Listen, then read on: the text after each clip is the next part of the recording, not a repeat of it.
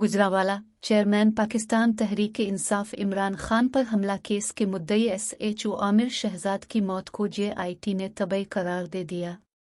ज़राए महकमा दाखिला के मुताबिक 4 रुकनी JIT ने मौत को तबई करार दे दिया है। इमरान खान का वज़ीराबाद हमले के मुकदमे के मुद्दई इंस्पेक्टर की अचानक मौत पर तहकीकात का मुतालबा। ज़राए महकमा दाखिला का कहना है कि SHO आमिर शहजाद की मौत दिल का दौरा पड़ने से हुई है।